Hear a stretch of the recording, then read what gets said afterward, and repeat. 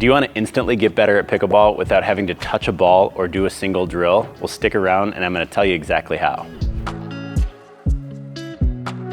So we're gonna make this massive improvement through better positioning, because positioning is key in pickleball. I've got this concept that I like to call balancing the court, and I'm gonna take you all through it today. I'm gonna tell you who balances the court, I'm gonna tell you why we balance the court, and I'm gonna tell you what exactly to look for to do it properly. So let's go. Okay, so let's first talk about what actually is balancing the court, and then who balances the court. Balancing the court is basically an idea of court positioning, but it's for the person that's not hitting the ball, okay? So I've got Gabby with me here today, and he's gonna act as my partner in this scenario, okay? We got a ball over there sitting on a cone, and we're gonna pretend like that's the shot that Gabby's hitting right now, okay? So if Gabby were hitting this shot, he has to be where he has to be. So the ball is telling him where his positioning, it's kind of dictating where he has to be. I, on the other hand, who am not hitting the shot, have complete freedom to go anywhere I want in the court, okay? The biggest mistake that I see is as the partner, we just watch our partner hit. So what we're gonna try to do, balancing the court, is we're gonna be more proactive to get in a better position based on where my partner is. So Gabby's over there hitting his shot. What balancing the court actually means is I'm gonna try to improve my position based on what I think is the most likely outcome. What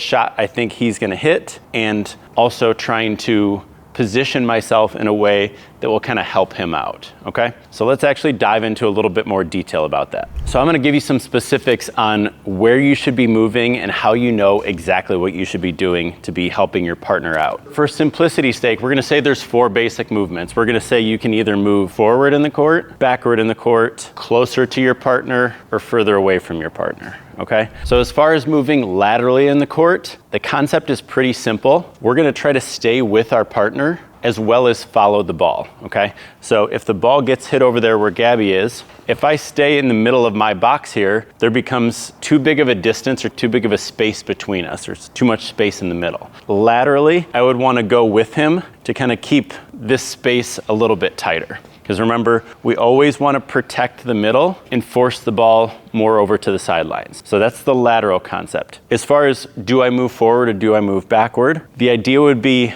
based on what kind of shot I think Gabby is potentially hitting. So let me give you an example. If he's over here hitting this ball and he's stretched out, off balance, maybe reaching for the ball, probably gonna stay in my position or maybe back up, because based on me seeing what he's doing, my sensation would be that he's probably gonna hit, a defensive or maybe not a great shot based on this information of how he's setting up, how he's reaching, how he's maybe in trouble. Now, if he's at that same ball, he's on balance, he's looking like he's gonna drive the ball and hit a really solid shot, still gonna make that same lateral move, but now I may move up in the court because my expectation is something offensive from him. My expectation is he's gonna hit it well, he's gonna keep it low, he's gonna put pressure on the opponents, okay? So those are the main things that I'm looking at. I'm looking at how do I move with my partner laterally, as well as taking information about, do I think they're in trouble? Do I think they're gonna hit an offensive shot or a defensive shot? In which case, I'm gonna adjust my positioning accordingly.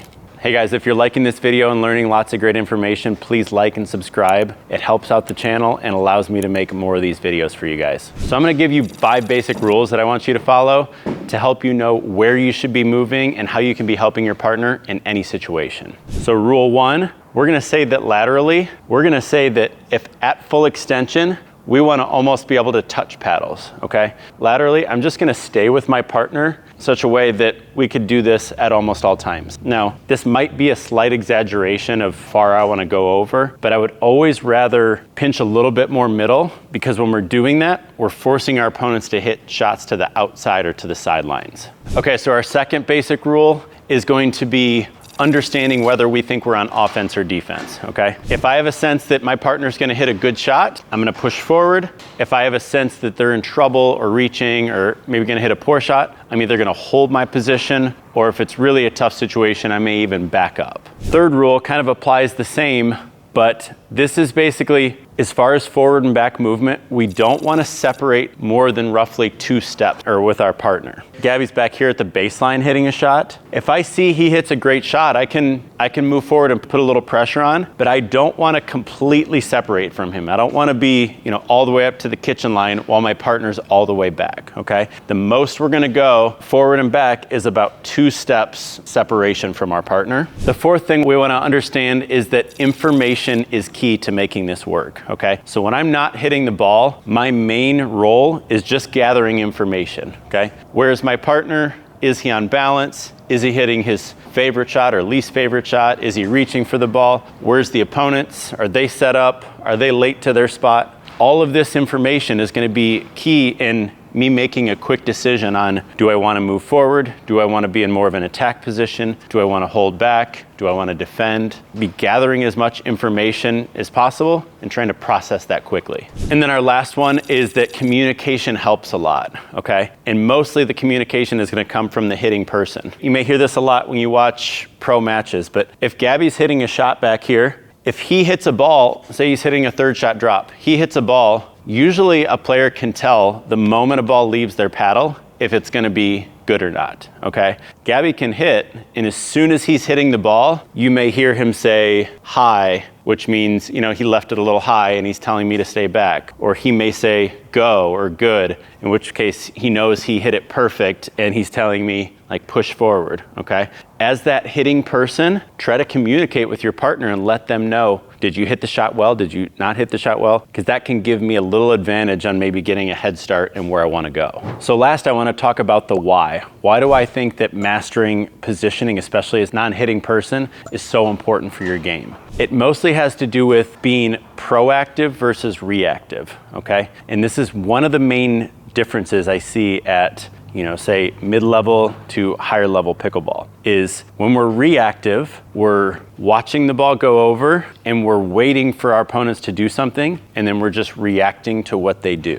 When we're proactive, we're trying to take our best guess or our best estimate of what we think is going to happen, and then we're trying to position ourselves ahead of time to be in a better spot. And really what this is doing is it's the difference between making any shot you hit on the pickleball court either easier or more difficult. So here would be an example. If my partner's hitting and he pops a ball up and I'm just standing here watching him pop it up, the ball gets slammed at me and I'm going to have very little time to react to it. But if I was watching my partner, say, lean off balance, hit a shot he's not comfortable with, I'm taking that information and I'm proactive to adjust my positioning, then when all that stuff unfolds and the ball comes at me, I now maybe have a little bit of extra time, a little bit of extra space to react to the ball, and now I've made that shot that I would have to execute actually easier to hit. So that's all I got for you for today's video. Remember to grab your screenshot here so next time you head to the court, you have everything you need